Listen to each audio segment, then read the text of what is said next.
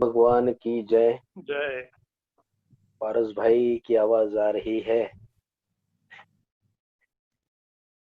हाँ, गुरुदेव का कुछ ही क्षणों में आगमन होगा। आज की सभा को प्रारंभ होगा। आज गुरुदेव के आदेश होने के बावजूद भी कुर्सी पर बैठना पड़ा। नमोस्तु गुरुदेव, नमोस्तु गुरुदेव, नमोस्तु गुरुदेव। थोड़ी घुटने में मोच आने की वजह से आज कुर्सी पे बैठना पड़ रहा है। गुरुदेव क्षमा चाहता हूँ। कुर्सी का कुछ ही मोह क्षणों छूटता में। नहीं है। जी जी। कुर्सी का मोह छूटता नहीं है। और तुम ज्यादा भरते हो कुर्सी का मोह लोगों के मन में। क्या बात है। हाँ पारस भाई। हाँ सही बात है। सही सही है। हाँ, आज वहाँ आरती का सौभाग्य प्राप्त करने वाले हैं वो मनोज जी, साहू जी परिवार। आज विशेष रूप से उनकी बेटी सीए अनु का जन्मदिन है। उसके अवसर पर आज वे आरती का सौभाग्य प्राप्त कर रहे हैं। मनोज जी साहू जी जो परम पूज्य गुरुदेव के प्रति मात्र मात्र मनोज जी साहू जी नहीं, अपितु पवित्र हो, भाभी हो, अनु हो या छोटी बच्ची हो, उनके यदि जो मकान है, जो घर है, उस घर का नाम यदि आप देखते हो तो उस पर देवनंदी लिखा हुआ है। इतनी श्रद्धा परम पूज्य आचार्य श्री के प्रति ये परिवार रखता है। बस हम कुछ ही क्षणों में यहाँ पर आचार्य श्री के चरणों में चलने वाले हैं। उससे पहले मैं आपको कुछ सूचनाएं यहाँ पर प्रेषित कर दूं। जो एप्लीकेशन बनाया गया है महासभा के माध्यम से, मैं आपसे निवेदन करूंगा कि पूरे समाज को एक क्लिक पर लाने का प्रयास हमारे महासभा के माध्यम से, पारस भाई के माध्यम से हो रहा है। जो बच्चे जरूरतमंद है, जिन्हें जॉब चाहिए, उन बच्चों के लिए व्यवस्था बनाई गई है। और बहुत सी बातें इसमें से सर्वे आपके सामने आने वाला है। और सर्वे सामने आने के बाद एक्चुअली महासभा को कहाँ पर काम करना चाहिए, कौन जरूरतमंद है, इसकी सारी बातें उजागर होने वाली है। और लगातार आचार्य श्री के आशीर्वाद हमारे साथ बने हुए है। और मुझे ऐसा लगता है कि आज जैनम जूम चैनल एक प्रयास था, छोटा सा प्रयास था, लेकिन आचार्य श्री के आशीर्वाद मिले और इस प्रयास ने आज मतलब टीवी चैनल बाजू में जा रहे हैं। हमारा जैनम जूम चैनल आगे चल रहा है, ऐसी स्थिति बना दी। एक दिन तो जैनम जूम चैनल के माध्यम से जिनवानी चैनल पर लाइव प्रोग्राम हुआ गुरुदेव, जिसमें आप भी जैनम जूम चैनल के माध्यम से आपके आशीर्वाद भी उस कार्यक्रम में हमारे लिए प्राप्त हुए थे। ऐसी बातें महासभा के माध्यम से लगातार हो रही है। और समाज उत्थान के लिए आचार्य श्री के आशीर्वाद लेकर के महासभा लगातार प्रयास कर रही है। आइए, बातें तो बहुत है, महासभा लगातार अपना प्रयास कर रही है। आपको भी सम्मिलित होना है। जो निर्मल ज्ञान योजना है, बहुत सुंदर योजना को बनाया गया है, उसमें आपको भी सम्मिलित होना है। गुरुदेव, आज की इस सभा में आपके चरणों में मराठी में कुछ पंक्तियों को देना चाहूंगा। तू अमुचा सखा आणि तू एकटाच वाली, तू आमचा निवारा, तू अमुचा खुशाली, पुसतोस तू आखिरी प्रत्येक माणसाच्या आसवाला, तू धीर, तूच दाता, आम्ही तुझे सवाली, तू केवढा दयाळू, आम्ही तुझ्या कृपेनं श्वास घेतो, तू प्राण अमुचा, तू रक्तामधील लाली, तुझ्याच सोबतीने दुनियेत नेहमी हा प्रवास चाले, रस्ता खरा निघाला, आम्हा दिशा मिळाली, जे जे मिळेल ते सुख दुःख जिंदगीचे स्वीकारतोच आम्ही, पाहू कशाच भिक्षा पदरात काय आली, सगळ्याच संकटाशी आमुचा जुना घरोबा, तूही असा दिलासा दुःखेच धन झाली, तू एकमेव आशा, तू न्याय, तू निवाडा आणि तूच सर्व साक्षी, तू आमचा हवाला, आम्ही तुझ्या हवाली। बिल्कुल इसमें कोई दो राय नहीं है, क्योंकि हर प्यार की बात हर कोई करता है, सत्य का नारा हर कोई लगाता है, उतारे कथानी को करनी बनकर, दुनिया में ऐसा संत कोई एकाधी होता है, और वो परम पूज्य सारस्वताचार्य आचार्य देवनंदी जी गुरुदेव है।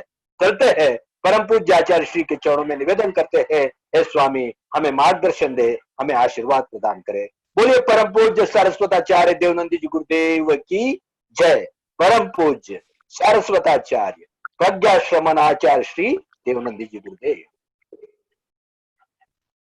आइए हम अपना प्रवचन प्रारंभ करते हैं।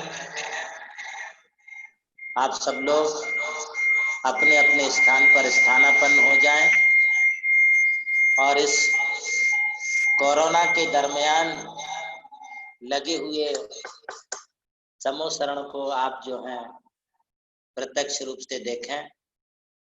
आप सबको यह दिव्य देशना सुनाई पड़ेगी।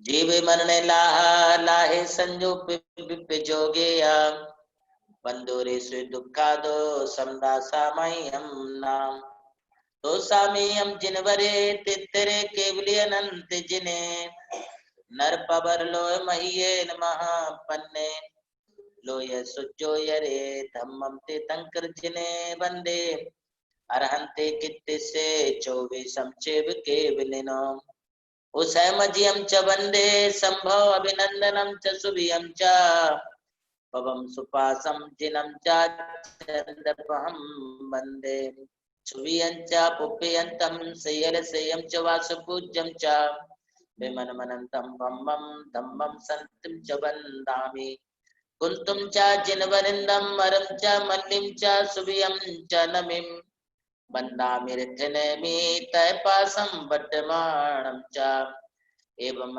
तुवाल पहिजर मरना 24 पे जिनवरा तितरा में पशियंतो कित्ते बंदे महियाए देलो गुत्मा जिना सिद्धा आरोग्य नाड़ना हम तिंतु समाय चमे बोहिम चंदे निम्मलियरा आइचे मई पया संता सायर में गंभीरा सिद्धा सिद्धे मम दिशंतो काउण नमोकारम अरिहंताणम तहे विसिद्धाणम आयरी वज्जायाणम लोयमिया सवसागुणम जय मंगल भूताणम विमिलाणम नान दंसन मयाणम त्रैलोक्य सेहराणम नमो सया सवशेताणम।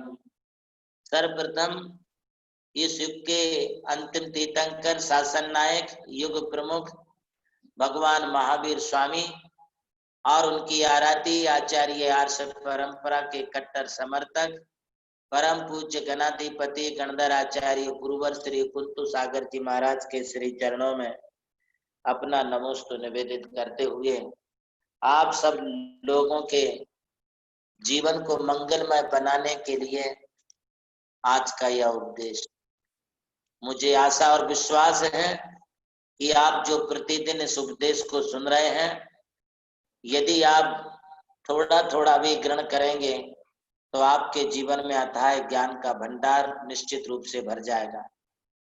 कहते हैं सरस्वती के भंडार की बड़ी अपूर्व बात, जो जो खर्चे त्यों तो बढ़े बिना खर्च घट जाएगा।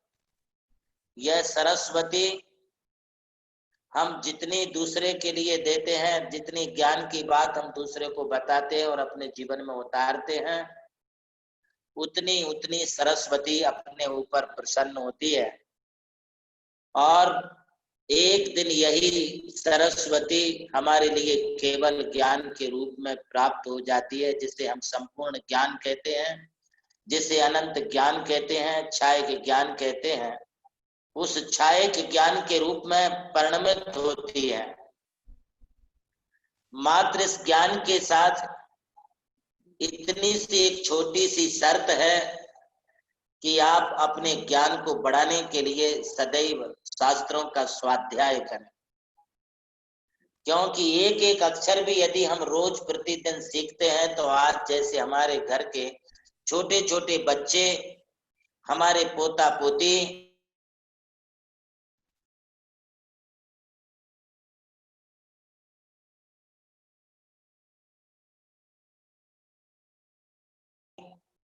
करता है और उन्हें जैन धर्म के बारे में बहुत सारी बातें स्मरण में आने लगती है। इसलिए इस ज्ञान की बहुत बड़ी विशिष्टता है। कहते हैं कि करत करत अभ्यास की जड़मती हो सुजान, रसरी आवत जात ते सिल पर पड़त निशान। इस सरस्वती के अभ्यास की एक बहुत बड़ी विशेषता है। जैसे पहले पुराने जमाने में महिलाएं कुएं पर पानी भरने के लिए जाती थी और कुएं में से जब पानी खींचती थी तो उसमें रस्सी के खिंचते रहने से उस पनिहारी पर अर्थात उस पनघट पर रस्सी के निशान पड़ जाते थे। तो जिस तरह से बार बार पानी खींचने से उस पाट पर रस्सी के निशान पड़ जाते हैं, इसी प्रकार यदि हम भी ज्ञान की रोज दो दो बातें भी सीखते हैं अपने जीवन में, तो हमारे जीवन में बहुत बड़े ज्ञान का भंडार इकट्ठा हो जाता है। जैसे बूंद बूंद से घड़ा भरता है, पाई पाई जोड़ने से धन बढ़ता है, उसी प्रकार से थोड़ा थोड़ा धर्म का सीखने से अपने जीवन में एक दिन हमारे लिए संपूर्ण ज्ञान की प्राप्ति हो जाती है। यह ज्ञान किसी दूसरे के लिए नहीं बल्कि अपने आत्म सुधार के लिए है, अपने आत्म कल्याण के लिए है। हमें अपना भवितव्य अच्छा बनाना है, हमें अपना कैरियर अच्छा करना है, हमें अपना भविष्य उज्जवल बनाना है, तो हमारे लिए जो है इस ज्ञान को बड़ी लगन निष्ठा और आस्था के साथ सीखना चाहिए। अनंत शास्त्रम विपुलाश्च विद्या अल्पश्च कालो वो विघ्नताश्च यद सारभूतम तदुपासनीयम हंसो चिरिताम्बुवत्। कहते हैं कि जैन धर्म में अनंत ज्ञान है, अनंत शास्त्र है, विद्याएं विपुल है, इसका कोई अंत नहीं है, किंतु हमारी उम्र बहुत छोटी है और उसमें भी विघ्न बहुत सारे आते हैं। कभी अपने जीवन में अपने लिए जो है कोई बीमारी आ जाती है, कभी हम सीख नहीं पाते हैं, पढ़ नहीं पाते हैं, कितने विघ्न आते हैं आप सब जानते हैं। इसलिए जो सारभूत बात है वो हमारे लिए हमेशा सीखते रहना चाहिए। और ये सीखने की बात जहां तक है तो बालहु ते सीख लीजिए उचित कहत जो होए, जहां रवि प्रकाशक नहीं दीप प्रकाशक होए। कभी कभी जहां कहीं सूर्य का प्रकाश नहीं जाता है वहां पर हमारे लिए दीपक काम में आता है। इसी तरह से ज्ञान की बात है, यदि हमें किसी बालक से भी सीखने को मिलती है तो उससे भी हमारे लिए सीखना चाहिए। और सीखने के लिए बहुत आवश्यक है शास्त्रों का अभ्यास करना, शास्त्रों की बातों को सीखना, शास्त्रों में क्या लिखा है इसे समझना, और शास्त्रों में जो लिखा है यदि उसको हम लिख लेते हैं, उसको समझ लेते हैं, उसको हम जान लेते हैं, तो समझ लिए हमारे लिए सच्चा सम्यक दर्शन हो गया। सम्यक दर्शन की उपलब्धि, सम्यक दर्शन की प्राप्ति अपने मन से जानने से नहीं होती है, बल्कि सम्यक दर्शन की प्राप्ति जो तीर्थंकर ने कहा है, तीर्थंकर की जो दिव्य धुनी है उसे अपने जीवन में श्रद्धान में लाना, इसी का नाम सम्यक दर्शन होता है। और सम्यक ज्ञान के बाद जो ज्ञान होता है उसी ज्ञान के लिए सम्यक ज्ञान कहते हैं। बिना सम्यक दर्शन के किसी को सम्यक ज्ञान की प्राप्ति नहीं होती है, और सम्यक दर्शन सम्यक ज्ञान के बिना किसी को चारित्र भी समीचीन नहीं होता है। जब तक हमारे लिए जीवन में सम्यक दर्शन और ज्ञान चारित्र की प्राप्ति ना हो तब तक हमें रत्नत्रय और मोक्ष मार्ग की प्राप्ति नहीं होती है। इसलिए मोक्ष मार्ग को प्राप्त करने के लिए हमें रत्नत्रय धारण करना चाहिए, रत्नत्रय के मार्ग पर चलना चाहिए। आज देखा जाता है कि संसार में बहुत सारी विषमताएं हैं, देश में विषमताएं हैं, समाज में विषमताएं हैं, परिवार में विषमताएं हैं। सब लोग चाहते हैं कि एक जैसा हो जाए, किंतु एक जैसा कभी नहीं होता है। जैसे किसी गार्डन में अलग अलग प्रकार के फूल होते हैं, अलग अलग प्रकार के पौधे होते हैं, पेड़ होते हैं, घास होती है, वे सब पेड़ जाति की दृष्टि से एक हैं, किंतु पेड़ जाति की दृष्टि से एक होने के उपरांत भी यदि देखा जाए तो वे सब अपनी अपनी किस्मत को लिए हुए होते हैं। देखिए, पेड़ों में ही गुलाब के फूल लगते हैं और पेड़ों में ही बेर लगते हैं, पेड़ों में ही करेला और नीम होती है और पेड़ों में ही गन्ने एवं अन्न आम आदि के फल लगते हैं। सभी पेड़ जाति की दृष्टि से एक होने पर भी उन पेड़ों की प्रकृतियां अलग हैं, इसलिए सब भाव भी अलग है, सबका रसा स्वाद भी अलग है। यही स्थिति अपने परिवार में, अपनी समाज में, अपने देश में भी समझना चाहिए। जिस प्रकार से हमारे हाथ की पांचों उंगलियां एक सरीकी नहीं होती है, इसी प्रकार एक माँ के यदि 5 बेटे हैं तो पांचों बेटों की किस्मत अलग अलग हुआ करती है, सबकी किस्मत एक नहीं होती है। इसे भाग्य कहते हैं, इसे कर्मों की रेखा कहते हैं। ये कर्मों की रेखा सबकी अलग अलग होती है। कोई पढ़ने से ही पढ़ जाए ऐसा नहीं है। जब तक उसके जीवन में ज्ञान का चोपसम नहीं है, उसकी बुद्धि नहीं है, वो स्मार्ट बुद्धि वाला नहीं है, तब तक उससे हम कितना भी सिखाए वो सीख नहीं सकती है। मेरे पास एक महिला आई थी अपने बच्चे को लेकर के, और वो कहने लगी, महाराज हम इस बच्चे के लिए गांव में भी बहुत कोशिश किए पढ़ाने की, इसे हमने चांदबड़ के स्कूल में भी डाला, गुरुकुल में भी इसके लिए डाला, किंतु गुरुकुल में डालने के बाद भी ये कुछ सीख नहीं पाया। अब हम इसे जो है नासिक अथवा पूना भेजना चाहते, आप अपना आशीर्वाद दीजिए। मैंने कहा मैं आशीर्वाद देता हूँ, सिर्फ आशीर्वाद से ही काम नहीं होगा, किंतु इस बच्चे को स्वयं स्टडी करनी पड़ेगी। तब उस बच्चे ने कहा, गुरुदेव मैं तो बहुत स्टडी करता हूँ, कोचिंग भी जाता हूँ, ट्यूशन भी जाता हूँ, अलग से भी मैं पढ़ाई बहुत करता हूँ, होमवर्क भी करता हूँ।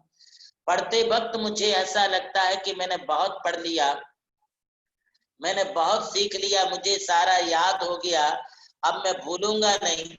किंतु जैसे मैं एग्जाम हॉल में जाता हूँ कि मैं सब कुछ भूल जाता हूँ। मैंने कहा तुम्हारे ये ज्ञानावरणी कर्म का उदय है। इसे 8 कर्मों में एक कर्म माना है कि पढ़ने के बाद, सीखने के बाद भी हम भूल जाए, प्रवचन सुनने के बाद भी हम भूल जाए, कभी जिनवाणी पढ़ते हैं तो जिनवाणी को पढ़ने के बाद भी हम भूल जाए, याद नहीं रहता है।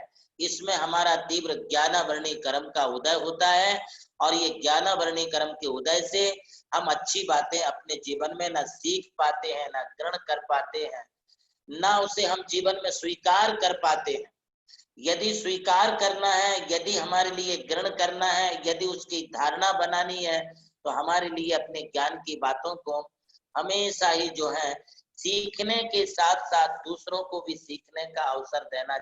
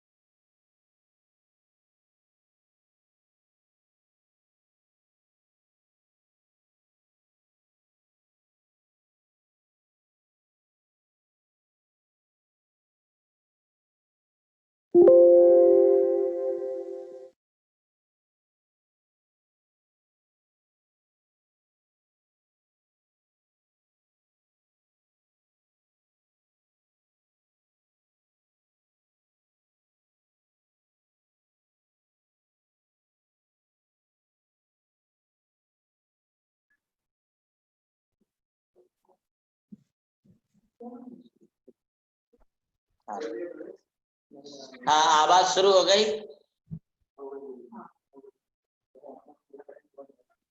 तो मैंने उस बच्चे से पूछा, तब उस बच्चे ने कहा कि हाँ गुरुदेव, मैं जब बचपन में था, तीसरी क्लास में पढ़ता था, तभी से मैं स्कूल में बच्चों की बुक्स छुपा देता था, किसी की पेंसिल छुपा देता था, किसी की नोटबुक्स को मैं छुपा के रख देता था।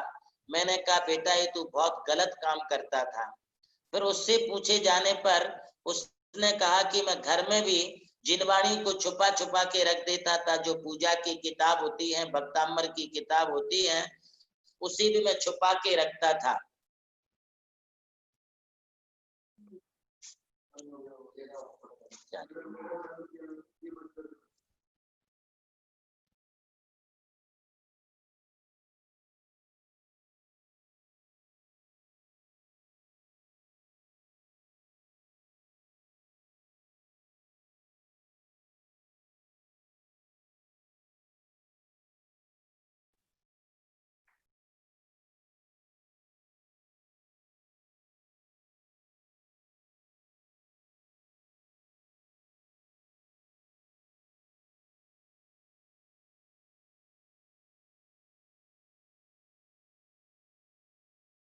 आवाज आ रही? हाँ महाराज जी आ रही है।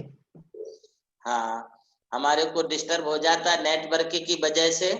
फिर भी मैं आपके लिए आगे ले चलता हूँ। जब उस बच्चे से मैंने पूछा कि तब उस बच्चे ने कहा कि हाँ गुरुजी, गुरुदेव, मैं जो हूँ कभी कभी अपनी मम्मी की धार्मिक पुस्तक जिनवाणी को छुपा देता था।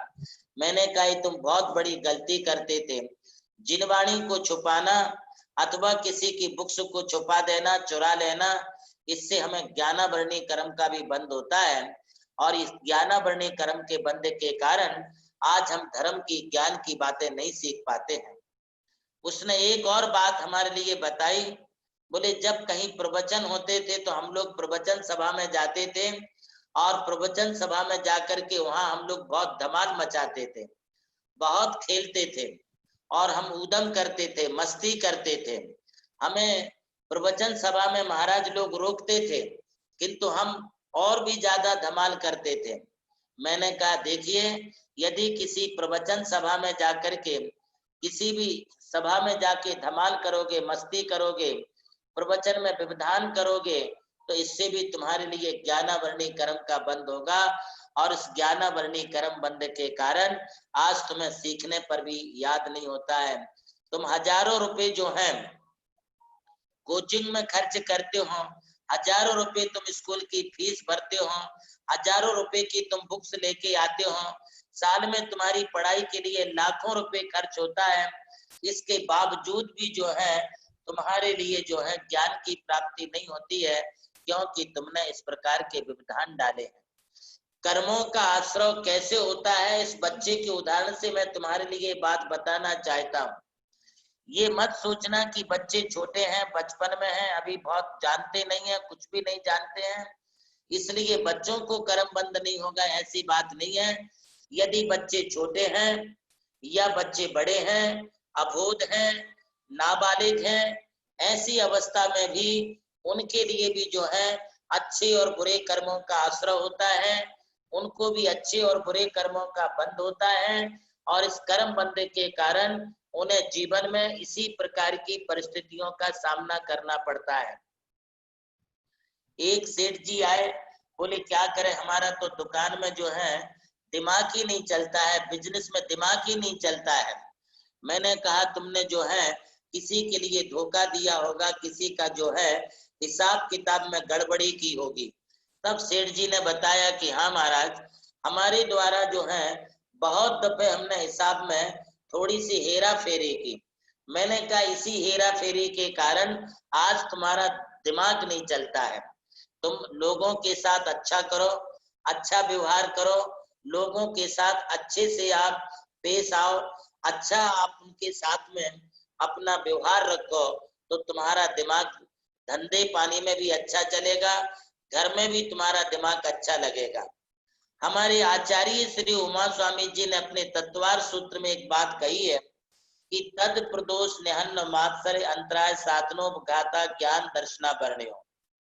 देखिए आप सब झूम चैनल पर बैठे हुए सुन रहे हैं, आप अच्छी तरह से इस चीज को सुनिए।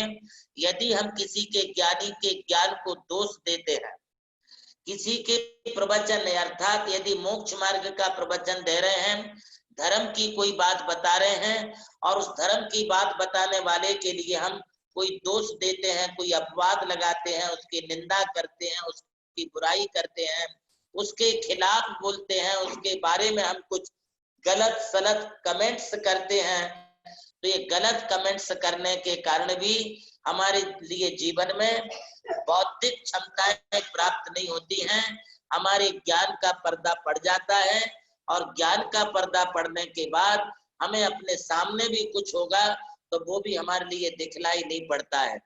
ये बहुत ही सूक्ष्म बात मैं तुम्हारे लिए बता रहा हूँ। कभी कभी घर में माताएं, महिलाएं, बहुएं अथवा घर का कोई मेंबर किसी चीज को लेता है और घर में वो कहीं रख देता है, फिर उसे याद नहीं रहता है और कई दिन बीत जाते हैं, वो इधर उधर ढूंढता रहता है कि मेरा सामान मैंने कहाँ रख दिया, मेरी वस्तु कहाँ चली गई, हालांकि आपने अपने हाथों से रखी है। एक महिला थी, कलकत्ता से थी, उनका समाचार आया कि आचार्य श्री, हमारा कुछ गोल्ड था, वो करीब साल 1.5 साल से मिल नहीं रहा, हमने घर में सब कुछ देख लिया है, क्या हमारा गोल्ड चोरी चला गया? वो कलकत्ता थी, मैं यहाँ था। मैंने कहा वो चोरी नहीं गया है, तुम्हारे हाथों से ही कहीं रखा गया है, वो घर में ही है। घर के सामान में जहां आप अपना स्टोर संभालती हैं, किचन का सामान रखती हैं, जहां आपका किचन का मटेरियल रहता है, उस तरफ आप देखिए। उस महिला ने सभी जगह देख लिया था, किंतु किचन के स्टोर में नहीं देखी थी। उसने अपने हाथ का गोल्ड चूड़ियां वगैरह सब उठा के वहां रख दी थी। उसने वहां खोजने के बाद देखा तो चावल के डब्बे में वो चूड़ियां निकल आई। बोले आचार्य श्री आपके आशीर्वाद से मिल गया। मैंने कहा मेरा आशीर्वाद क्या, वो तो तुम्हारे घर में ही चीज थी, किंतु तुम्हें याद नहीं था कि मैंने कहाँ रख दिया। वो सिर्फ तुम्हारा स्मरण मैंने दिलाया, याद तुमको दिला दी, और याद दिलाने के बाद तुम्हारी भूली हुई चीज तुम्हारे लिए मिल गई। महानुभावों, कई दफे हम घर में कोई सामान रख देते हैं, किसी को दे देते हैं, तो हम भूल जाते हैं। इसके पीछे का रीजन आप समझिए कि हम भूल क्यों गए। कभी किसी को पेमेंट दे देते हैं, पेमेंट भूल जाते हैं। कभी हमारे लिए जो है किसी के लिए कोई सामान पहुंचा दिया, उस सामान को हम भूल जाते हैं। इन सब के पीछे का यदि कोई सबसे बड़ा कारण है तो वो हमारे कर्मों का रीजन, कर्मों ही एक कारण है। ये कर्म हमारे लिए कभी कभी भूल में डाल देते, भुला देते हैं, तो कभी कभी याद दिला देते हैं। ये बहुत सूक्ष्म बात है।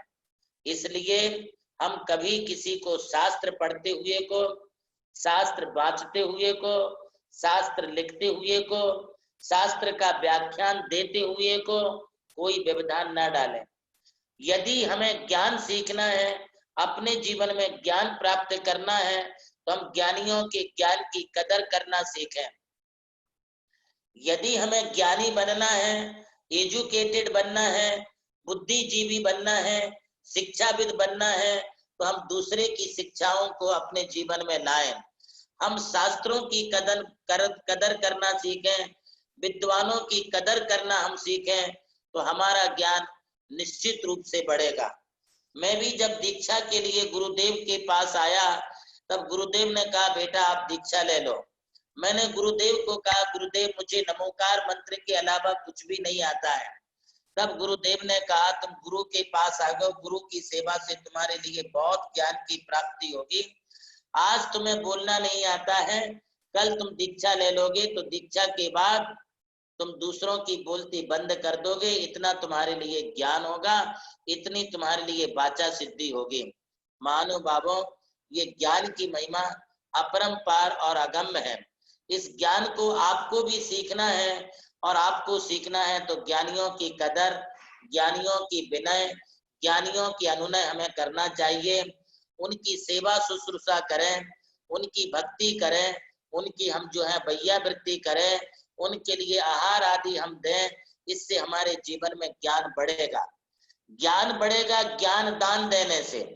आप गुरु लोगों के लिए शास्त्रों का दान दीजिए, जिनवाणी छपवाइए, जिनवाणी का प्रकाशन कराइए। कोई अपने जीवन में एक बुक्स छोटी सी क्यों ना हो, उसे आप प्रकाशित करा के 1000 लोगों के लिए वितरित कराइए। दान छोटा सा होता है, किंतु इससे फायदा बहुत बड़ा हो जाता है। और थोड़ा सा भी दान यदि जिनवाणी के प्रकाशन में हम लगाते हैं, जिनवाणी का प्रचार प्रसार हम करते हैं, तो हमारे लिए विपुल ज्ञान की प्राप्ति होती है। ज्ञान दान केवल ज्ञान में भी निमित्त बनता है। इसलिए पहली बात ध्यान में रखें कि हम किसी ज्ञानी के ज्ञान को दोषी ना ठहराएं। तद प्रदोष निहन्नम, यदि हमने कोई ज्ञान की बात जिससे भी सीखी है, उसको आप विनय पूर्वक उनका नाम लें। कभी कभी होता ये है कि आपने कोई ज्ञान की बात सीख ली और दूसरे ने आपसे पूछा कि बताओ आपको ये बात किससे मालूम पड़ी, किससे सीखी। आपने अपने गुरु का नाम छिपा लिया, अपने टीचर का नाम छिपा लिया, अपने सर अथवा मैडम का नाम छिपा दिया, अथवा आपके मम्मी पापा ने आपको ज्ञान दिया, आपके माता पिता ने आपको कुछ सिखाया है, और उस सिखाई हुई बात को आप कहते नहीं ये तो हमने अपने आप से सीख ली है, मुझे किसी ने नहीं सिखाई है। यदि ऐसा बोलते हैं तो इससे भी हमारे लिए ज्ञानावरणी कर्म का बंध होता है, भविष्य में हमारे लिए ज्ञान की प्राप्ति नहीं होगी। इसलिए भूल से भी अपने गुरु का, अपने शास्त्रों का नाम कभी अपने लिए नहीं छुपाना चाहिए। और तीसरी बात आप इस संदर्भ में ये समझें कि यदि हमें कोई ज्ञान है तो उस ज्ञान की कोई आसाधना नहीं करनी चाहिए। अर्थात ये ज्ञान क्या काम का है? ये जैन धर्म का ज्ञान सीखने से, शास्त्रों का ज्ञान सीखने से क्या हमारा पेट भरेगा? क्या हमारा परिवार को कुछ मिलेगा? इससे अच्छा तो हम स्कूल कॉलेज का सीखें। देखिए, स्कूल कॉलेज का ज्ञान सीखने से सिर्फ तुम्हें लौकिक विद्या मिली, किंतु धर्म का ज्ञान सीखने से, शास्त्रों की बातें सीखने से हमारे लिए आत्मा का भी ज्ञान होता है और अपना उदर पोषण कैसे करना चाहिए ये भी ज्ञान होता है। इसलिए हमारे आचार्य कहते हैं, कला 72 पुरुष की तामे दो सरदार, एक जीव की जीविका एक जीव उद्धार। बोले 72 प्रकार की कलाएं होती हैं, 72 प्रकार की विद्याएं होती हैं। इन समस्त कला, इन समस्त आर्ट में, इन समस्त विद्याओं में दो बातें मुख्य हैं। एक जीव की जीविका एक जीव उद्धार। एक होता है लौकिक ज्ञान, उस लौकिक ज्ञान से आप संसार की बातें, पेट भरने की बातें सीख सकते हैं। और दूसरा ज्ञान होता है जीव का उद्धार, जो शास्त्रों से सीखते हो, जो गुरु से सीखते हो, इससे तुम्हारी आत्मा का उद्धार होगा, तुम्हारे लिए जो है आत्म कल्याण की प्राप्ति होगी। इसलिए हम कभी किसी के ज्ञान की कोई आसाधना ना करें। तद प्रदोष निहन्न मात्सर्य, और हम कभी किसी के साथ ज्ञान की जो है ईर्षा ना करें, मात्सर्य भाव ना करें। कभी कभी जो है बच्चे लोग, जो दूसरे अच्छे स्टूडेंट्स, ब्रिलियंट बच्चे होते हैं, उन ब्रिलियंट बच्चों से जो है वो ईर्षा करते हैं। अरे इसकी बुद्धि बहुत शार्प है, ऐसा सोच करके उससे जो है वो द्वेष करते हैं, ईर्षा करते हैं।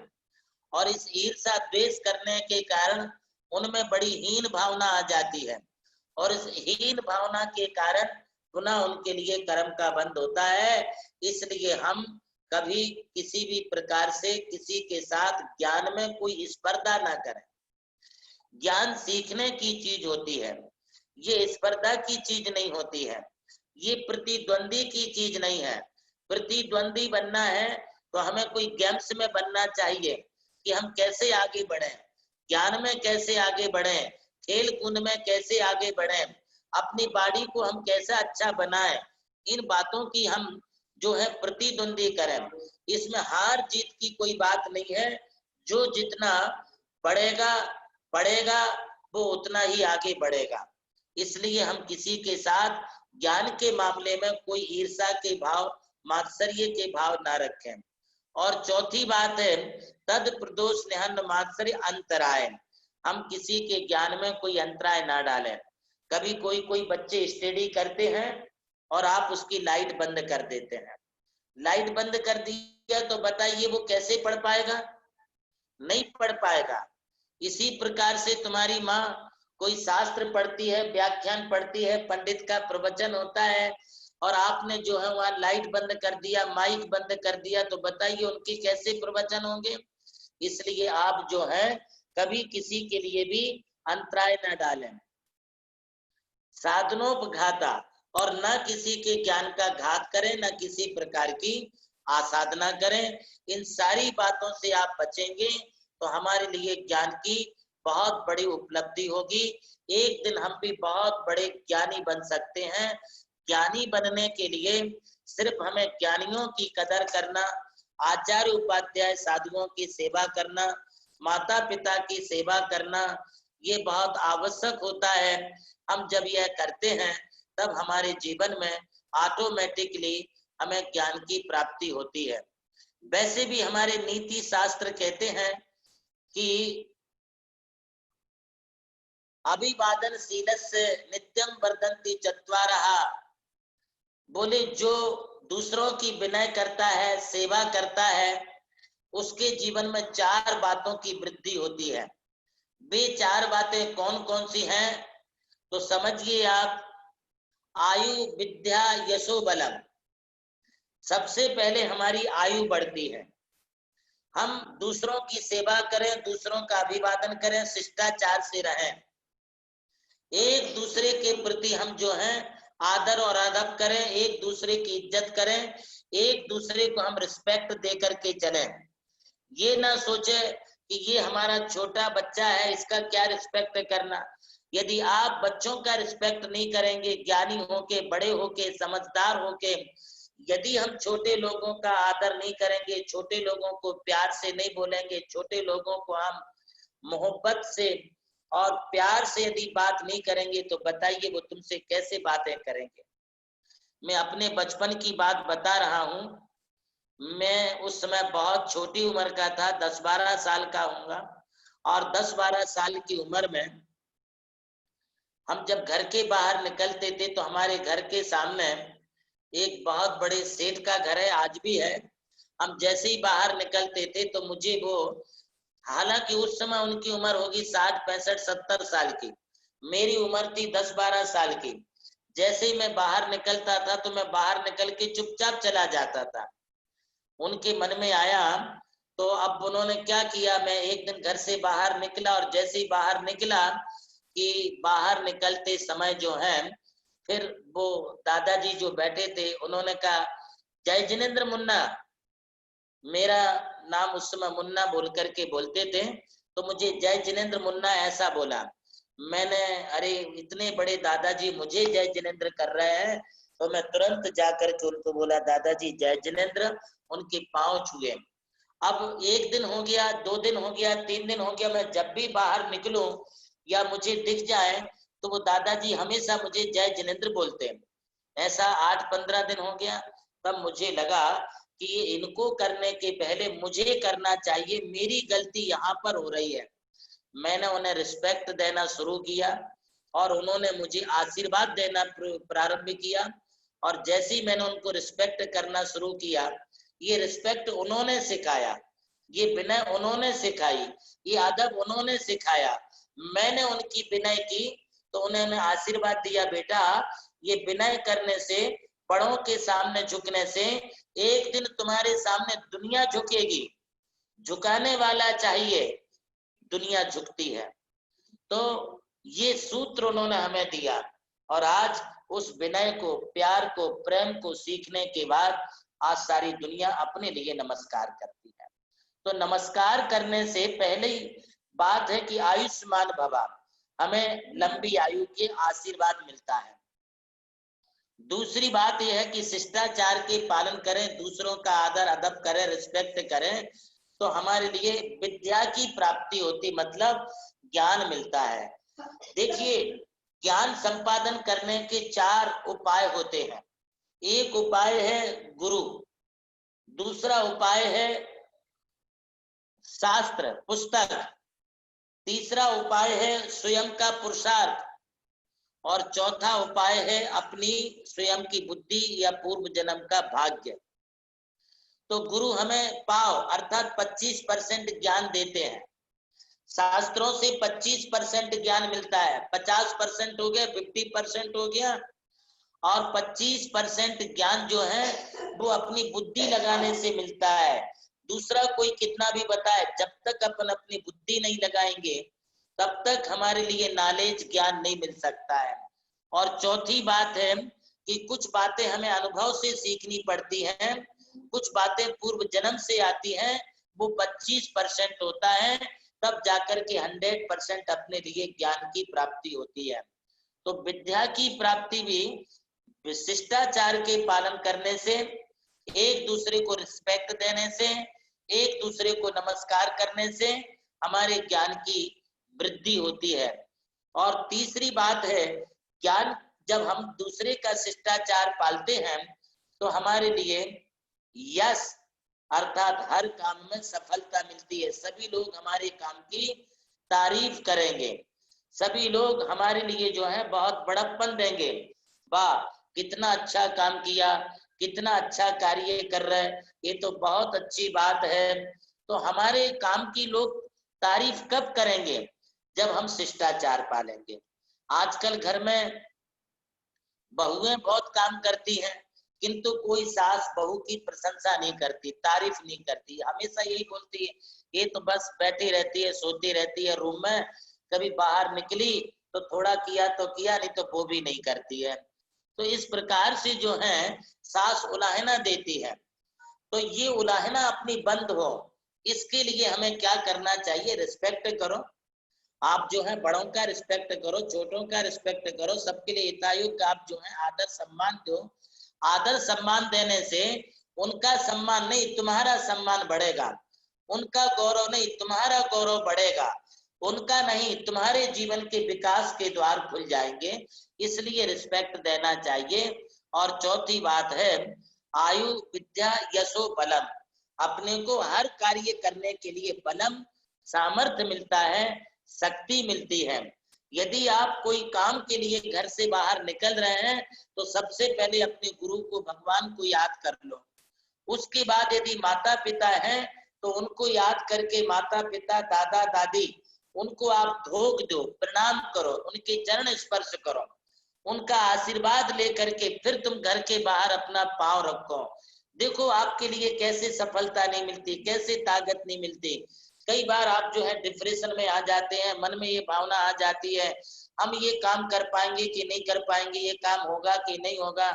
मैं आपको सिर्फ एक ही सलाह देता हूँ इस ज्ञान के क्षेत्र में कि आप अपने जीवन में जो है घर के बाहर पांव रखने के पहले आप अपने भगवान को याद करें, गुरु के लिए वहीं से प्रणाम करें, और गुरु को प्रणाम करने के पश्चात माता पिता बड़े लोगों को आप धोख दे करके निकले। यदि वो नहीं भी हैं घर पे, माता पिता नहीं है, तो आप परोक्ष में उनको धोख दे करके जाओ। आप घर में बोल के जाओ, बीवी को बोल के जाओ, बच्चों को बोल के जाओ कि हम जो है फलानी जगह जा रहे हैं और इस काम से हम करके फिर वापस आते हैं, इसमें आपके लिए सफलता मिलेगी। अपने ज्ञानावरणी कर्म का छोपसम बढ़ाने के लिए ज्ञान की बातों को हम सीखें, ज्ञानियों का रिस्पेक्ट हम करें, तो निश्चित रूप से आपके जीवन में बहुत उन्नति होगी। ये ज्ञानावरणी कर्म के आश्रय को हम रोकें और ज्ञानावरणी के छोपसम के लिए शास्त्रों का हम निरंतर अभ्यास करें। आपका जीवन बहुत ही ज्ञान और शिक्षा से युक्त हो, ऐसा मैं मंगल आशीष वचनात्मक रूप से अपना उद्बोधन दे करके इस प्रवचन को यहीं पर विराम देता। मैं आज इस अवसर पर ये कहना चाहूंगा कि हमारी बेटी मनोज जी साहू जी, कुमारी अनुराधा, मनोज जी साहू जी की बेटी है अनुराधा साहू जी, आज उसका जन्मदिन है। हाँ ये है, दिख रही है जो, ये अनुराधा जी दिख रही हैं।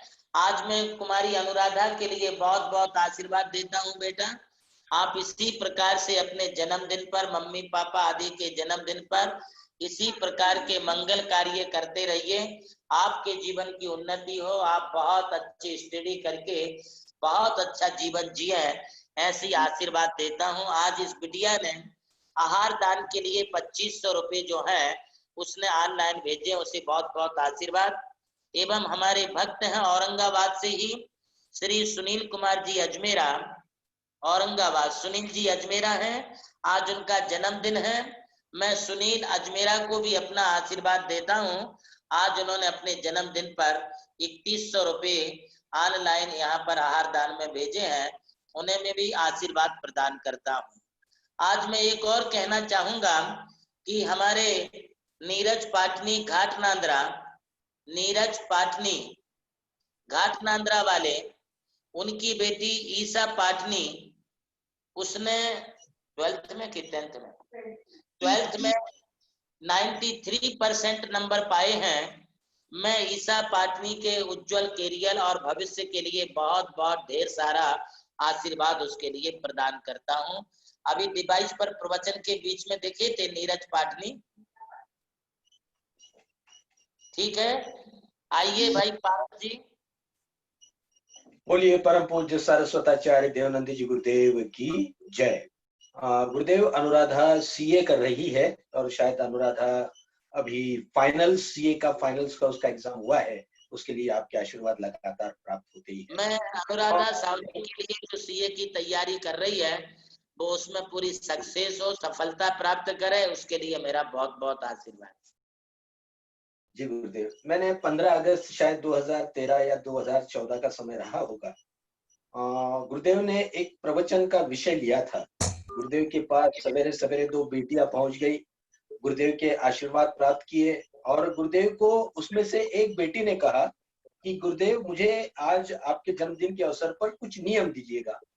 तब गुरुदेव ने उस बेटी को एक नियम दिया, और वो नियम देने के बाद दूसरी बेटी के पास देखा, बेटा आपको भी ये पहली बेटी ने नियम ले लिया, लेकिन दूसरी बेटी मैं सोच करके बताती हूँ, ऐसा गुरुदेव को कहा।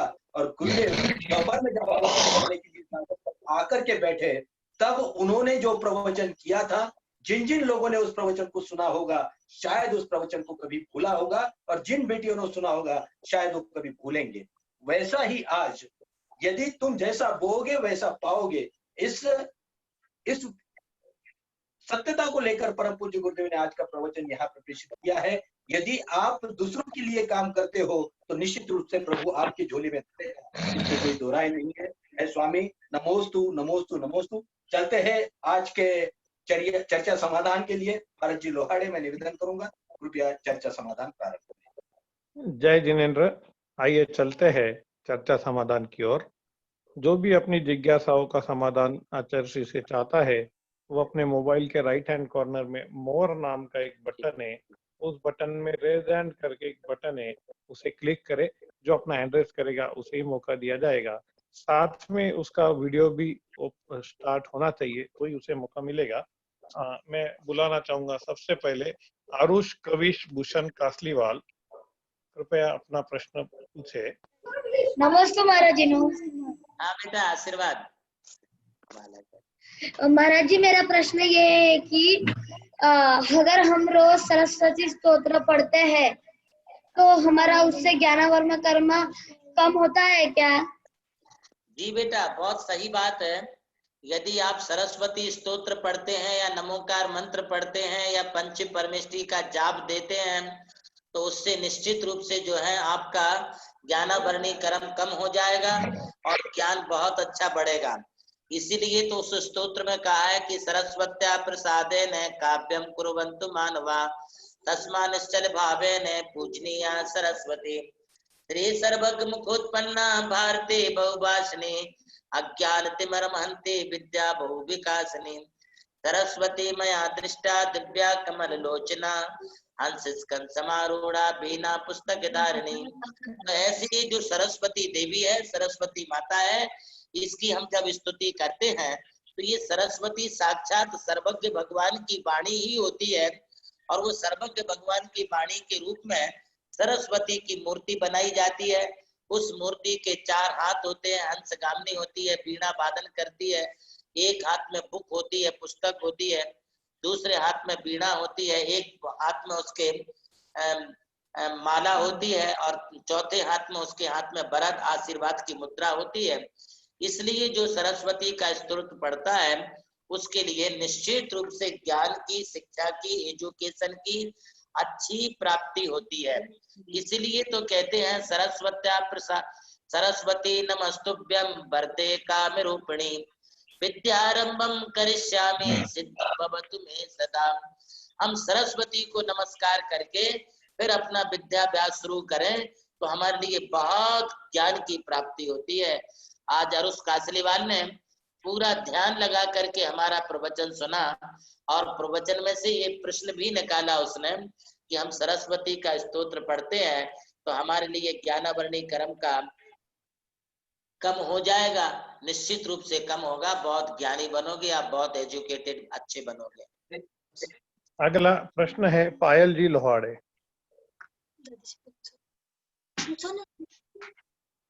नमस्ते महाराज जी। नमस्ते अम्मा जी, बहुत आशीर्वाद। रत्नत्र कैसे है महाराज जी आपका? ठीक है अम्मा। बोलो, सब प्रश्न बोलो। महाराज जी, उमा स्वामी जी के माता पिता जी का नाम और गुरु का नाम चाहिए। देखो अम्मा जी, ऐसा है, ये हमारी जैन समाज और जैन इतिहास का बहुत बड़ा दुर्भाग्य है। और सौभाग्य ये है कि ये हमारे लिए बड़े बड़े आचार्य मिले, बड़े बड़े ग्रंथ इन आचार्यों ने लिखे, चाहे कुंदकुंदाचार्य हो, चाहे उमा स्वामी जी हो, चाहे पूज्यपाद आचार्य हो, चाहे समंत भद्र आचार्य हो, चाहे भट्टा अकलंक देव हो, चाहे वीर सेनाचारी हो, जिन सेनाचारी हो, चाहे धर सेनाचारी हो, अरहत बलि आचार्य हो, ये जितने भी प्राचीन आचार्य हुए हैं अम्मा जी, इन आचार्यों की कीर्ति तो मिलती है, इनके ग्रंथ तो मिलते हैं, इनका जीवन का चरित्र तो मिलता है, किंतु जीवन का परिचय कुछ नहीं मिलता है। क्योंकि हमारे आचार्यों ने संसार की मोह माया को सब त्याग करके, आज तो हम लोग शहरों में रहते, मंदिरों में रहते, समाज के बीच में रहते हैं। हमारे जो पुराने आचार्य थे, उमा स्वामी आदि आचार्य, ये जंगलों में रहते थे, गुफाओं में रहते थे, चट्टानों पर अथवा पेड़ के नीचे बैठते थे। आहार के बीच बैठ गए तो वही ध्यान धारणा और सामायिक आदि करते थे और बाकी का समय अपने शास्त्र लेखन में व्यतीत करते थे। इन्होंने अपने परिचय के मोहताज नहीं हुए और वो परिचय न लिखने के कारण आज हमें उमा स्वामी आचार्य के माता पिता के नाम के बारे में या गांव के बारे में हम पूरा स्पष्ट कुछ नहीं कह सकते हैं। इसलिए आचार्य मिले ये सौभाग्य है, उनके लिए सौभाग्य है, किंतु उनका हमारे लिए कोई परिचय नहीं मिला, ये हमारा बहुत बड़ा दुर्भाग्य है। फिर भी हम आचार्यों को आचार्य के रूप में पूजते रहे, हमारे लिए ज्ञान मिलता रहे। अगला सवाल है सुरभि जैन सागर। नमोस्तु महाराज जी, नमोस्तु महाराज जी। आप चार लाइन आवाज आ रही है? हाँ, 4 लाइन।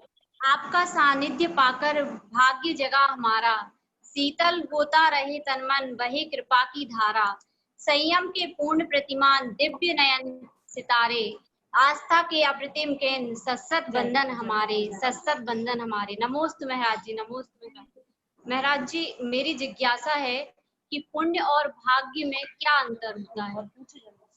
देखिए, पुण्य और भाग्य, ये हमारा पुण्य ही अगले इसमें भाग्य बनता है। पुण्य का मतलब है पुरुषार्थ करते रहिए। हम अच्छे सत्कर्मों के द्वारा जो पुरुषार्थ करते हैं वही पुण्य कहलाता है और वही पुण्य अपना भाग्य बन जाता है। आज तुम्हारे पापा जी जो भी कमा के लाते हैं वो आप स्टोर में रखते हैं, तो जो कमाया वो स्टोर में रखा है, कल आप उसको खोल के निकालेंगे तो तुम्हारे लिए तुम्हारा भाग्य हो जाएगा। इसी प्रकार से आज हम जो सत्कर्म करते हैं मेरा नंबर आएगा, वही कल के लिए भाग्य होता है और भाग्य में जो हमारा होता है वही हमारे लिए मिलता है। महाराज जी, हमारे घर के जस्ट बाजू में कोरोना केस हुआ है और हम लोग 14 तारीख से क्वारंटाइन है 14 दिन के लिए।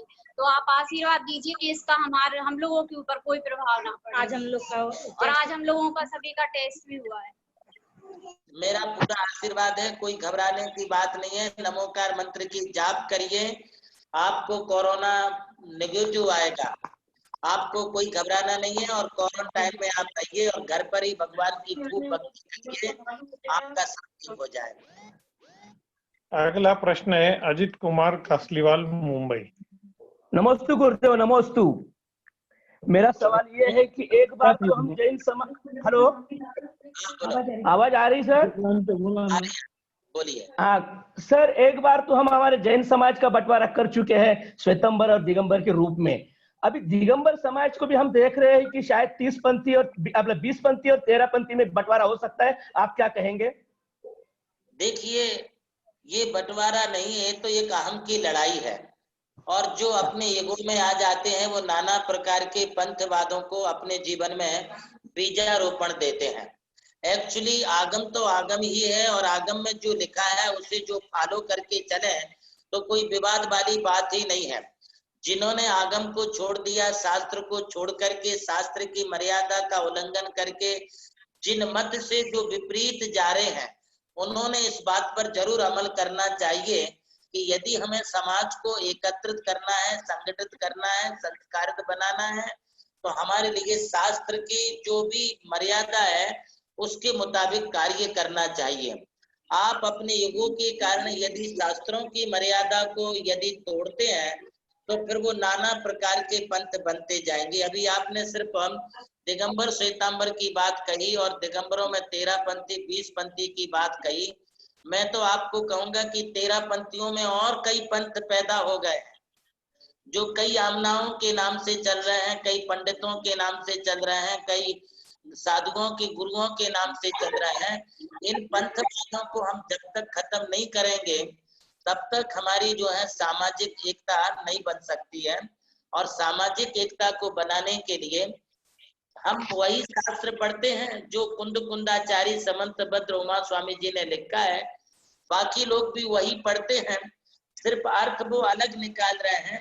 यदि शास्त्र के मुताबिक अर्थ निकालें तो सब कुछ पंथवाद खत्म हो जाएंगे। अगला सवाल है नीलेश जी पहाड़े।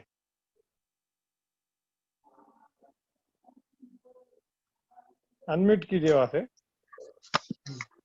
बोलिए नीलेश नमस्ते भाई। महाराज जी, नमस्ते महाराज जी। 24 तीर्थंकर भगवान होते हैं एक जैसे, और अपन 7 भगवान है, 7 दिन 7 वार के 7 ऐसा क्यों करते हैं? चंदा प्रभु भगवान सोमवार के लिए, शनिवार के लिए मुनि सूरत भगवान, रविवार को पार्श्वनाथ भगवान, बुधवार को शांतिनाथ भगवान। स्वामी जी ऐसा है कि एक्चुअली भगवान तो सब एक सरीके हैं, 24 तीर्थंकर हैं। हमारे यहाँ नवग्रह कहे हैं और नवग्रहों के बार होते हैं। उन बारों में चंद्र का जो बार है वो सोमवार है, सूर्य का जो बार है वो मंगलवार है, रविवार है, मंगल का जो बार है वो मंगलवार है, बुध ग्रह का जो बार है वो बुधवार है, गुरु ग्रह का जो बार है वो गुरुवार है, एवं शुक्र ग्रह का जो बार है वो शुक्रवार है, और शनि ग्रह का जो बार है वो शनिवार है। तो ये 7 बारों में इन 7 ग्रहों को बांट दिया गया है। अब इन 7 बारों में हमारे लिए जो है पूरे तीर्थंकरों की पूजा करने का अवसर नहीं मिलता है, इसलिए हम 7 बारों में एक बार में एक तीर्थंकर की पूजा करते हैं। और इस पूजा के माध्यम से जो है हम अपने ग्रहों के निवारण करने के बारे में सोचते हैं। एक्चुअली बात ये है कि रविवार को जो है पद्म प्रभु की पूजा करना। अभी देखिए आप तीर्थंकर को गिन लीजिए, एक तीर्थंकर होगा छठ में है पद्म प्रभु, किंतु अपने सोमवार को चंद्र प्रभु की पूजा। अब 2 बार हो गए और 2 तीर्थंकर हो गए। अब रविवार के दिन जो है वासु पूज्य तीर्थंकर की पूजा करना, 3 बार हो गए, 3 तीर्थंकर हो गए। अभी बार बचे हैं 4 और तीर्थंकर बचे 21। अब बुधवार के दिन जो है बुध ग्रह के दिन आज जिनेश्वर की पूजा होती है, 8 तीर्थंकरों की पूजा होती है। वो 8 तीर्थंकर हैं विमलनाथ, अनंतनाथ, धर्मनाथ, शांतिनाथ, कुंडुनाथ, अरयनाथ, नमीनाथ और महावीर स्वामी। ऐसे 8 तीर्थंकरों की पूजा बुधवार के दिन करना चाहिए। इसके बाद में जो है हमें अपने गुरुवार के दिन फिर 8 तीर्थंकरों की पूजा होती है। वो है ऋषभनाथ, अजितनाथ, सुपार्श्वनाथ, अभिनंदन, शीतलनाथ, सुमतिनाथ, संभवनाथ और श्रेयांसनाथ। ऐसे 8 तीर्थंकर गुरुवार के लिए होते हैं। इसके बाद जो है शुक्र ग्रह की शांति के लिए शुक्रवार को पुष्पदंत की पूजा, और शनिवार के दिन शनि ग्रह का निवारण करने के लिए मुनि सुब्रत की पूजा। अब बचे हमारे पास 2 तीर्थंकर, एक नेमिनाथ और एक पार्श्वनाथ, मल्ली और पार्श्वनाथ, 3 तीर्थंकर बचते हैं। तो जो राहु ग्रह है उसके स्वामी नेमिनाथ भगवान है, और नेमिनाथ की पूजा हमें रविवार के दिन करनी चाहिए राहु ग्रह को निवारण करने के लिए।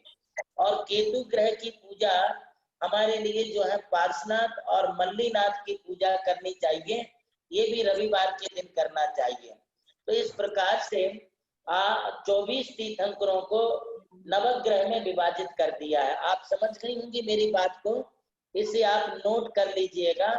ऐसा नहीं है कि एक ही तीर्थंकर की पूजा करें, लोगों के पास समय नहीं होता इसलिए एक तीर्थंकर की कर लो ना, ऐसा बोल करके वो एक तीर्थंकर की पूजा करके और फुर्सत हो जाते हैं।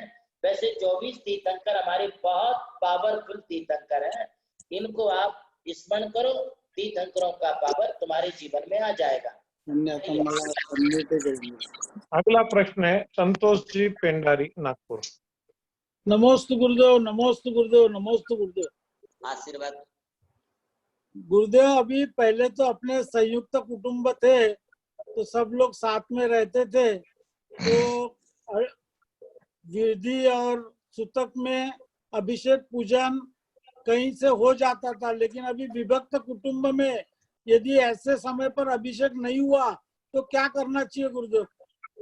बहुत अच्छी बात पूछी संतोष जी आपने, समयोचित प्रश्न है। ये संयुक्त परिवार की शोभा, संयुक्त परिवार का मजा, संयुक्त परिवार का आनंद एक अलग आनंद होता है। जिस परिवार में एक साथ 4 पीढ़ी के लोग रहते हैं उस परिवार को देखते ही बनता है, और उन परिवारों का प्रभाव, उनका वर्चस्व, समाज पर उनका रुबाब भी देखते बनता है। जो परिवार संयुक्त रहते हैं उनकी मान प्रतिष्ठा, उनका सम्मान भी समाज में अलग रूप से रहता है। कहते हैं कि बंधी मुट्ठी लाख की, खुली मुट्ठी खाक की। जब तक हमारा परिवार एकजुट है, मान लीजिए उसके पास करोड़ रुपए हैं, अब करोड़ रुपए हैं तो वो संयुक्त परिवार करोड़पति परिवार कहलाता है। और जब वही परिवार विभक्त हो जाता है तो विभक्त होने के बाद 25-25 लाख चारों भाइयों के पास गए, अब उसे करोड़पति कौन कहेगा? कोई नहीं कहेगा, बोलेगा यार ये तो परिवार बिखर गया। तो मैं यहाँ प्रासंगिक आपको बताना चाह रहा हूँ कि परिवार संयुक्त ही अच्छा होता है। अब एकत्र विभक्त जो परिवार है इसके पीछे कई रीजन, कई कारण हैं। एक तो ये भी कारण है कि आजकल जो एजुकेटेड बच्चे हो रहे हैं या एजुकेटेड लड़कियां बहू बन करके आ रही हैं, तो पहले ही शर्त रख देती हैं कि भाई हम जो है अलग से फ्लैट में रहेंगे, अलग से ये करेंगे, अलग ही हमारे लिए होना, अलग ही सब कुछ होना। इससे हमारे परिवार की शक्तियां बहुत कमजोर हो जाती हैं और समाज में वो वर्चस्व नहीं रहता है। जो संस्कार अपने बच्चों पर मिलना चाहिए वो विभक्त परिवार में नहीं मिलते हैं। चलिए हम इस बात को अभी यहाँ पर विराम देते हैं, आपके प्रश्न का जवाब देते हैं कि संयुक्त परिवार में घर में यदि मूर्ति रहती थी तो उसकी पूजा पाठ अच्छे से होती थी, विभक्त परिवार हो जाने के बाद नहीं होता है। तो ऐसी स्थिति में हमारे उमा स्वामी आचार्य ने अपने श्रावकाचार में ये बात लिखी है कि यदि किसी श्रावक के घर में गृह चैत्यालय है और किसी कारणवश उनके घर में अशौच हो गया, सूतक पातक हो गया, अथवा वो कहीं बाहर प्रवास को गए हैं या तीर्थ यात्रा पर गए हैं, तो जितने दिन उनकी घर की मूर्ति का पूजा पाठ नहीं हो पाया, लौट के आने के बाद फिर हम उतने कलशों से जिनेंद्र भगवान का अभिषेक करें तो वो दोष का परिहार हो जाता है। ये सबसे बड़े विधि विधान उमा स्वामी आचार्य ने कहा है। इसके अलावा वर्तमान में ऐसा देखा जाता है कि किसी के घर में चैत्यालय है तो किसी भी अपने रिश्तेदार या पड़ोसी को या मंदिर के पुजारी पंडित को बोल करके उन्हें गृह चैत्यालय की चाबी दे दी जाती है। वो जल वगैरह प्राशुक ला करके, सामान ला करके घर की मूर्ति का अभिषेक करके, अर्घ वगैरह आरती वगैरह लगा करके उनका पूरा जो है सम्मान कर सकते हैं। तो ऐसा भी करा सकते हैं। और यदि किसी कारण से हो ही नहीं पाई तो जितने दिन अभिषेक नहीं कर सके हैं उतने दिनों के उतने कलश हमें जो है श्री जी पर ढोलना चाहिए, तो दोष उसमें निकल जाता है। बोलिए अगला प्रश्न। रिद्धिमा पाटपुर।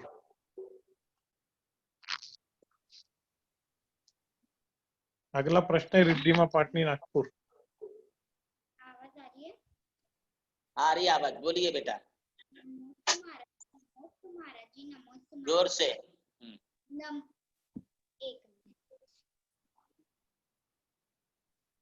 एक मिनट। नमोस्तु महाराज जी, नमोस्तु महाराज जी, नमोस्तु महाराज जी। स्वास्थ्य कितना अच्छा क्यों होता है? हम जहाँ कहीं भी जैसे कि दिवाली में भी हमें स्वास्थ्य दिखता है, हम कोई भी अच्छे स्वास्थ्य बनाते ही हैं। फिर हम फिर आशिकाएं में भी बनाते हैं। फिर हम अगर पूजा के बारे में। तो उसमें भी स्वास्तिक रहता है। ओके रिद्धिमा, मैं तुम्हारा प्रश्न समझ गया हूँ।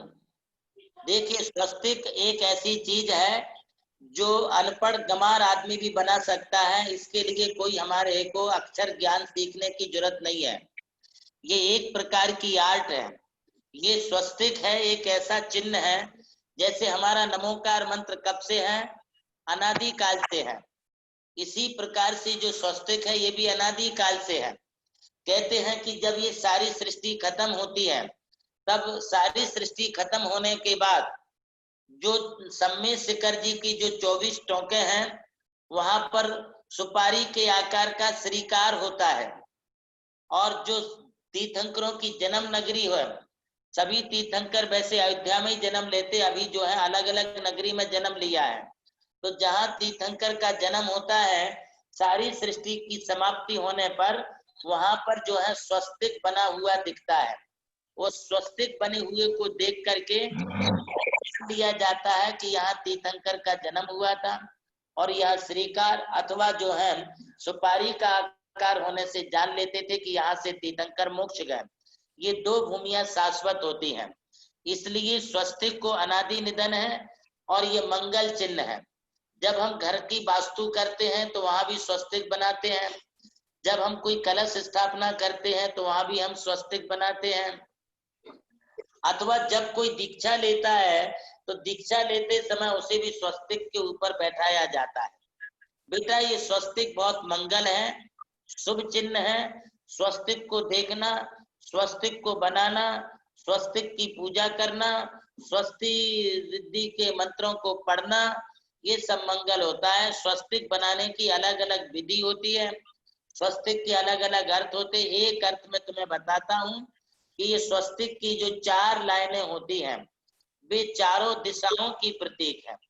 उनमें फिर जो 4 आड़ी खड़ी लाइन होती है, वो चारों गतियों के प्रतीक है। उस चारों स्वस्तिक के बीच में 4 बिंदी लगाते हैं, वो 4 बिंदी 4 गतियों के दुखों का प्रतीक है। इन स्वस्तिक में बताई 4 लाइन 4 गति के दुखों से बचने के लिए ऊपर 3 बिंदी लगाते हैं। ये सम्यक दर्शन, सम्यक ज्ञान और सम्यक चारित्र का प्रतीक है। एवं उसके ऊपर अर्ध चंद्राकार शिला बनाते हैं, ये सिद्ध शिला का प्रतीक है। और उसके ऊपर जो है 1 बिंदी और लगाते, वो सिद्धों का प्रतीक है। यदि हमें चारों गतियों के दुखों से छूटना है तो फिर हमारे लिए जो है रत्नत्रय को धारण करना चाहिए, तो हम सिद्ध शिला पर जाके सिद्धों के समान बैठ सकते हैं। इसलिए प्रायः करके हर घर में, हर समाज में, हर संप्रदाय में, हिंदू संप्रदाय में स्वस्तिक बनाने की परंपरा प्राचीन समय से है, अनादि काल से है। नमस्तु। आज का सवाल जवाब का दौर हम यही समाप्त करते हैं। बोलिए परम पूज्य सरस्वताचार्य देवानंद पंकज जी पांडे, नासिक, इनकी लड़की अनुष्का को 12वीं अनुष्का पांडे, इसको जो है 83% नंबर इसको आए हैं। मैं इसके उज्जवल कैरियर और भविष्य के लिए इसे बहुत बहुत आशीर्वाद देता हूं। और औरंगाबाद से आशिका समीर ठोले, इसने 92.5% नंबर पाए हैं। शायद उसमें डिवाइस पर अनिला ठोले के नाम से या मयूर या समीर ठोले के नाम से होगा, तो आप देखिएगा। इस बच्ची ने भी इतिहास गढ़ा है और 93.5% नंबर उसने पाए हैं, समीर ठोले या मयूर ठोले। और ये आपकी कहाँ है पोती अनिला जी? उसे मेरा आशीर्वाद है। ओके, चलिए परम पूज्य सरस्वताचार्य गुरुदेव देवानंद जी गुरुदेव की आरती का सौभाग्य प्राप्त करते हैं। मैं उससे पहले आपको कह दूं कि आरती के पश्चात गुरुदेव हमें मांगलिक देते हैं। तो यदि हम आरती करते हैं, आरती करने के बाद उस आरती को लेते हैं और आरती लेने के बाद जब गुरुदेव मांगलिक देते हैं, उन हाथों को यदि हमारे शरीर पे घुमाते हैं तो उसका बहुत बड़ा प्रभाव होता है। अतः मैं आप सबसे निवेदन करूंगा कि कृपया अपनी अपनी आरती जला ले।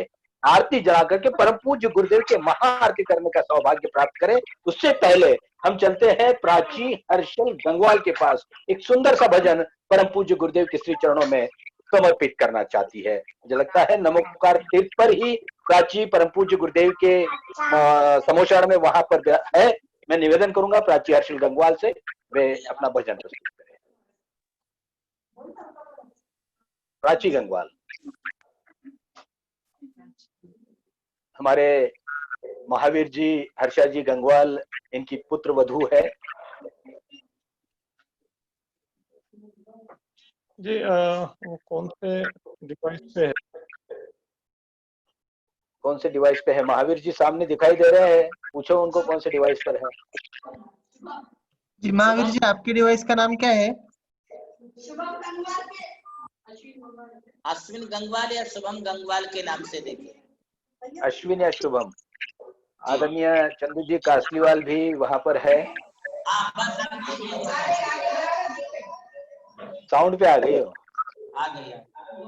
जय जिनेन्द्र। नमस्ते महाराज जी, नमस्ते।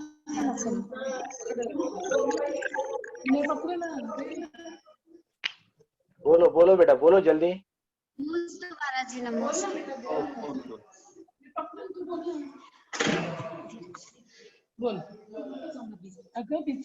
ओ मेरे गुरु अफसोस नहीं जो तेरे लिए 100 दर्द सहे, महफूज रहे तेरी जान सदा, चाहे जान मेरी ये रहे ना रहे। ओ मेरे गुरु सब कुछ मेरे, मेरी नस नस में नवकार बहे, फीका न पड़े ये धर्म मेरा, जिस मुंह से निकल के खून कहे।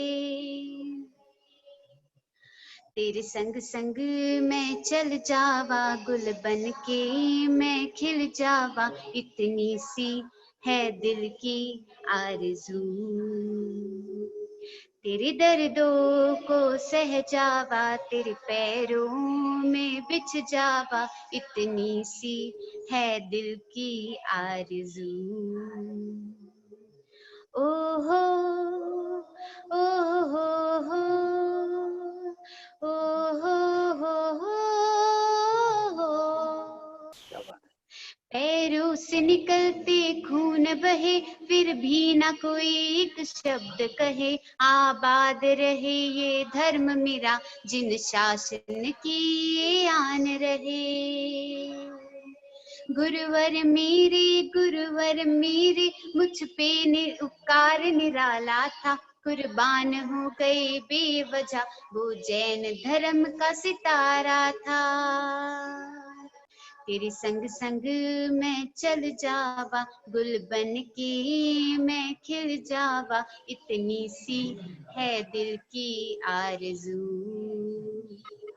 तेरे दर्दों को सह जावा, तेरे पैरों में बिछ जावा, इतनी सी है दिल की आरज़ू। ओ हो ओ हो ओ हो।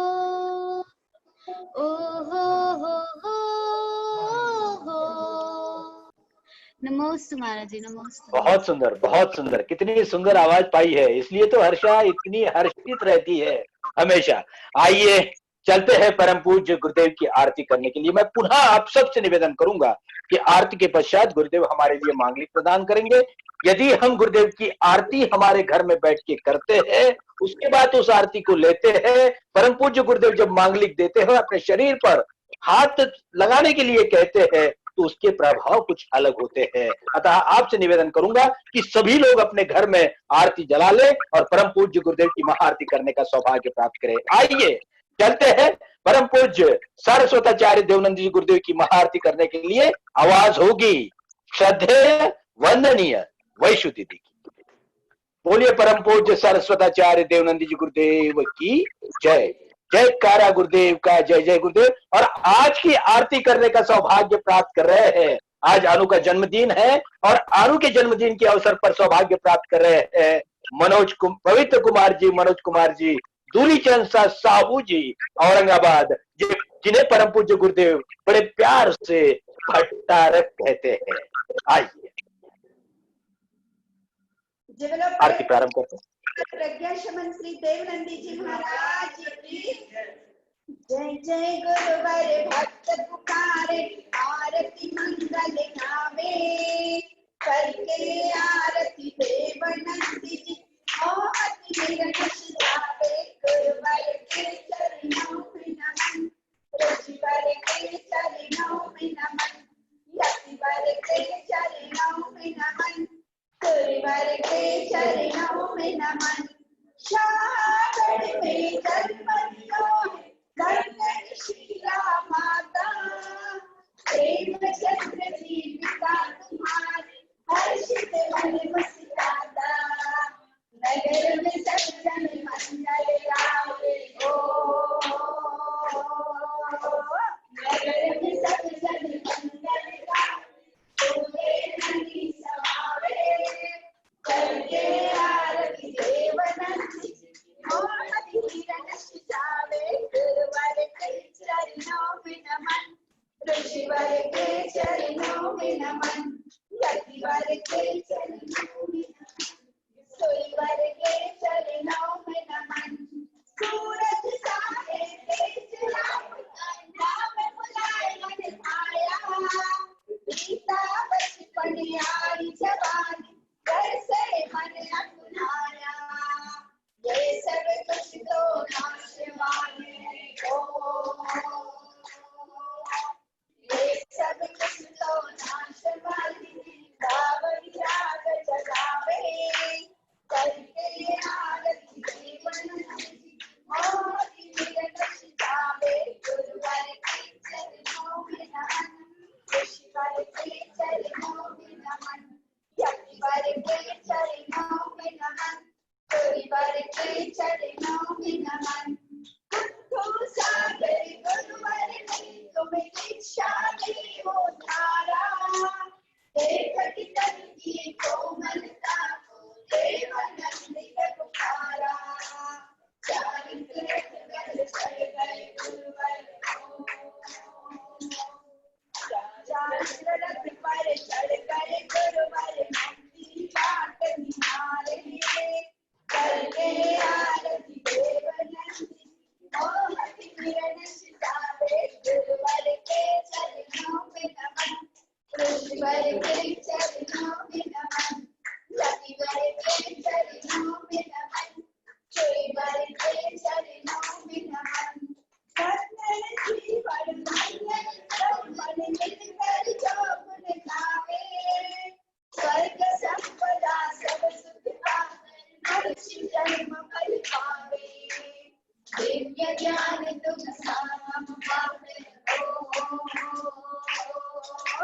दिव्य ज्ञान तुम साम पावे शिखर का नामी करके आरती देवनंदी मोहती निरंश जावे गुरुवर के चरणों में नमन ऋषिवर के चरणों में नमन यतिवर के चरणों में नमन सूर्यवर के चरणों में नमन जय जय गुरुवर भक्त पुकारे आरती मंगल गावे करके आरती देवनंदी मोहती निरंश जावे गुरुवर के चरणों में नमन ऋषिवर के चरणों में नमन यतिवर के चरणों में नमन सूर्यवर के चरणों में नमन ज्ञान योगी श्रवणं प्रदानं क्रीडान योगी निज तत्त्वलीनं आनंद रूपं सुखदायकं च तमेव नन्दिं परमानन्दं तमेव नन्दिं परमानन्दं।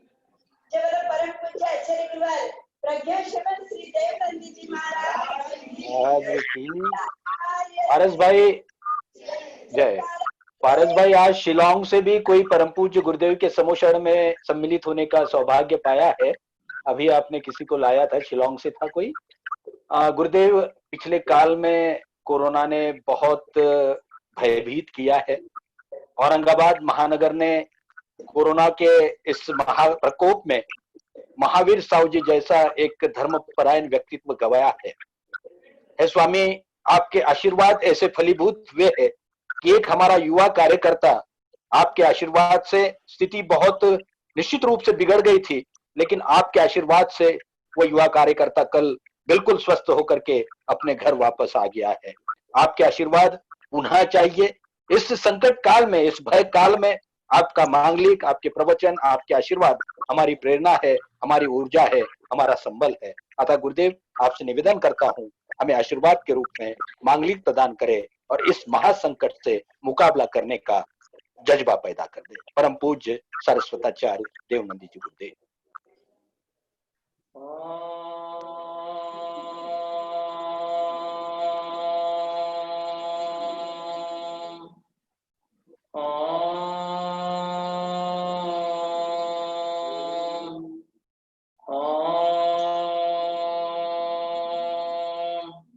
सभी हाथ जोड़ लें अपने अपने, और हाथ जोड़ करके जैसा मैं करूंगा आप वैसा करते रहेंगे। श्री जिनम भक्ति तो नत्वा त्रिलोकालाधिकारकम जय रक्षा महम भक्षे देहि नाम दे रक्षकम। ओम ह्रीं आदिश्वरः पातु शिरसि सर्वदा मम। ओम ह्रीं श्री अजितो देवो भालं रक्षतु सर्वदा। नेत्रियो रक्षो भूयात् संभवो जिना। महाराज जिनकडे चलतो रक्षेद क्राणेन्द्रो ह्रीं श्रीं क्लीं पदोमके नंदना। सुमुखे पातो सुमते प्रणमान्विता। कर्णयो पातो ह्रीं श्री रक्ता पद्म प्रभा प्रभु। सुपार्श्वा सप्तमा पातो ग्रीवां ह्रीं श्रियाश्रिता। पातो चंद्र प्रभो श्री ह्रीं क्रीं क्रौं पूर्व स्कंदयोर्मम। सुविधि शीतलो नातो रक्षको कर पंकजौ। ओम छाम छीं छुम इतौ कामम चिदानंदमयो शुभौ। श्रेयांसु वासु पूज्यस्य हृदये सदयं सदा। भूयाद रक्षा करो वारं वारं से प्रणवान्विता। विमलो, अभी पेट पर हाथ लगाएंगे। विमलो अनंतनाथस्य माया बीज समन्वितौ। उदरे सुंदरे सस्वत रक्षाया कारकौ मतौ। नाभि पर हाथ लगाएंगे। त्रिधर्म शांति नाथौ च नाभि पंकुरुहे सताम। ओम ह्रीं श्रीं क्लीं हम संयुक्त पुनः पाताम पुनः पुनः। कमर पर हाथ लगाएंगे, जहाँ पात होती है कमर। श्री कुंतु हरे नाथौ तो सुगुरु सुकटे तटे भवेताम भवको भूरे। ओम ह्रीं क्लीं सहितो जिनो। अपनी जंघाओं पर हाथ लगाएंगे, माड़ी पर हाथ लगाएंगे। मैं पाताम चारु जंगायां श्री मल्ली मुनि सुब्रतौ। ओम राम ह्रीं रूं ततो ह्रां क्लूं क्लीं श्री मुक्तौ कृपा करो। अपने घुटनों पर हाथ लगाएंगे, घुटने पर। यत्न तो को जानो सरेने मीना मीनाथ कहो। राज राजपति मुक्तो प्रणवाचर पूज कहो। अपने पांव पर हाथ लगाएंगे। श्री पार्शेष महावीरो पाताम मामम सुमानदौ। ओम ह्रीं श्रीं तथा भूम क्लीं राम राम त्राम श्रायतो जिनहो। अपने सिर पर हाथ लगा के आंग पर हाथ फिराएं। रक्षा करायता स्थाने भवन्तु जिन नायका। कर्म क्षय कराध्याता भीता नाम भय बारका। जैन रक्षाम लिखत में वाम मस्तके यस्तु धारिये। रविबद्धि पिते लोके श्रीमान विश्व प्रियो भवेत्। तस्रुग बेताला साकिनी भूत रक्षसा। एते दोषा प्रणश्यन्ति रक्षकाच भवन्ति। जैन रक्षाम मिमां भक्त्या प्रातरुत्थाय पठेत्। इच्छितान् लभते कामान् संपदश्च पदे पदे। श्रावणे शुक्लाष्टम्यां प्रारभ्य स्तोत्रमुत्तमम्। अभिषेकं जिनेन्द्राणां कुर्यात् चतुर्विशाष्टकम्। ब्रह्मचर्य विधातक्तं मे गुप्तं तथैव च तुम्हाला फोटो पाठवलाय तीच व्हिडिओ का चेक करा ना. बालंक्रेण शोभनम, अपने पुत्रों पर हाथ